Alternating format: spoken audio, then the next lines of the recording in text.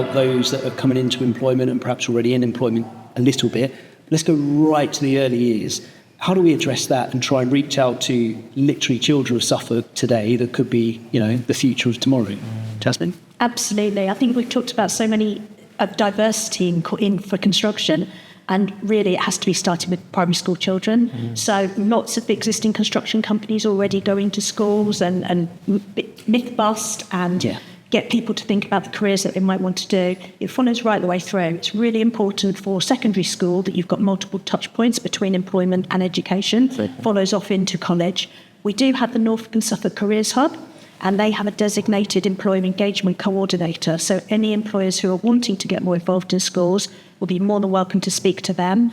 They can then decide what they want to do, whether it be presentations and talks, they can help mock interviews, they can just go in and talk about their job and their own career path. So it's a really brilliant way of inspiring young people who will be our works of the future. Yeah, and it is really enjoyable. I must admit, I've done it myself a few times, and it's incredibly rewarding at that age to speak to youngsters. And presumably, do you see that yourself, Emma, now in college? Maybe children have experienced that at high school with a bit of a better understanding of the construction industry. Is that starting to come through? I think it is starting to come through, and it's certainly starting to come through in the diversity of people applying for our courses, and we're all in favour of that.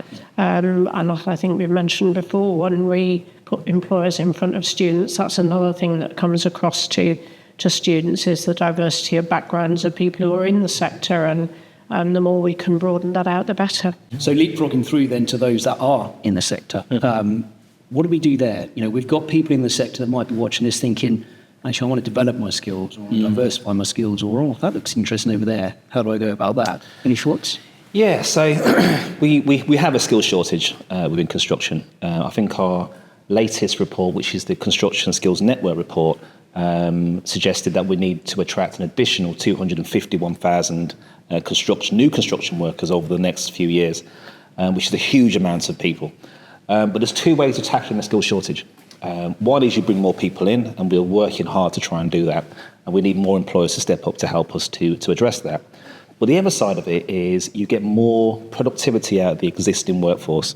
So that really comes from skills development, and better ways of working, better practices and so forth, which again comes from training and development. So through CITB, we offer support. And again, the support comes through your local advisor for a training need assessment. And during that assessment, we'll understand exactly where the opportunities are to develop you and your workforce. And there's funding opportunities attached to that. So there's two products that I'd like to really share with you guys, which would be, the first one is for those businesses that are able to plan ahead. So those strategic thinkers that can say, well, over the next 12 months, I intend to do this training. So you can apply for what's called a skills and training fund to do that. And that works out to be £5,000 per annum. But if you get through your £5,000, then you can apply for another £5,000. So, and there's higher amounts for larger businesses, but we're talking about small businesses here. So £5,000 to invest in the skills needs of you and your business. Yeah, that's one route. The other opportunity is for those businesses that just want to do the training that they want to do when they need that training. So they don't want to plan ahead, or they're not in the space where they are planning ahead. For that, we've just set up a new product called the Employer Network. And to access that, that's available through your local advisor. So you contact your local advisor and say, I need to do training in X, and it's construction-related training, or it's leadership management-related training, or it's construction health and safety training. Now you contact your advisor. Your advisor will book that training and will also pay 70% towards the cost of that training. All you've got to do is turn up and pay the other 30%. As simple as that. So we need more businesses to get involved with these conversations, because those are the two products that are available right now. But are they the right products?